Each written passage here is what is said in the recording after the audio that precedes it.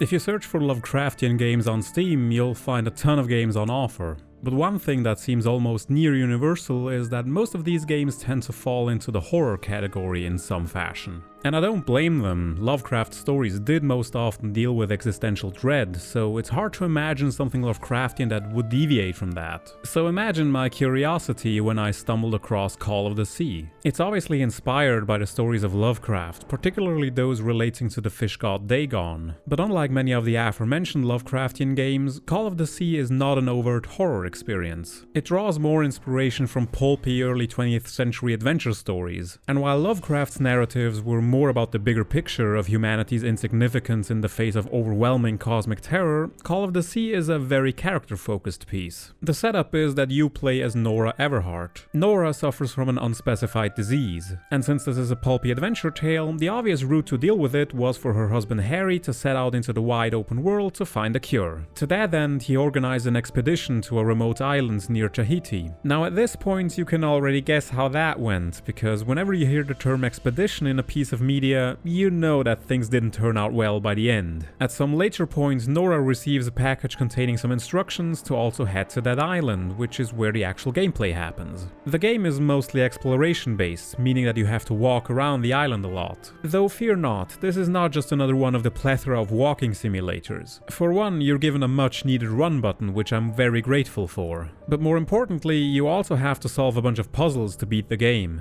What I like about the puzzles is that they strike a perfect balance between challenging but not impossible. Each puzzle section is completely isolated, there's no inventory management to figure out where the few things you can pick up are required, and in general, the environment along with Nora's narration and her notes in her notebook give you enough hints to tell you what you're supposed to do. Overall, there's a decent variety of puzzles on display, though I have to say that the final stretch of the game felt a bit too repetitive by being asked to solve the same puzzle 5 times but slightly differently. And the game has a bit of a habit of sending you all over any given puzzle's map to find clues on what to do next, which probably eats up more time than would be strictly necessary. As is typical for these pulpy adventure stories, most of the puzzles are ancient contraptions built by some kind of long-dead civilization. As such, it did strain my suspension of disbelief a bit, but I guess if you want to experience this type of entertainment, it's part of the price of admission. You just have to accept that these old mechanisms still work and that they somehow rearrange themselves after opening a path forward so the next person to come along finds it in its original state. Because I can't imagine Harry resetting all these contraptions for Nora to find later on, they don't serve an inherent purpose in the narrative. Said narrative is told in 2 parts. On the one hand, it's Nora's internal monologue that accompanies everything you do on the island. Every object, letter or photograph you examine elicits a reaction from her. Sometimes this can be a bit overbearing, since whatever she's saying is at times just clarifying what you're seeing or reading yourself, so that wouldn't have been necessary. The second half of the story is told by Harry through the letters strewn about, as well as the various scenes you can encounter at the campsites where you find the aforementioned letters. It's in those letters and scenes where you get to experience most of the Lovecraftian horror influence as the group of explorers starts breaking down over time and losing their sanity.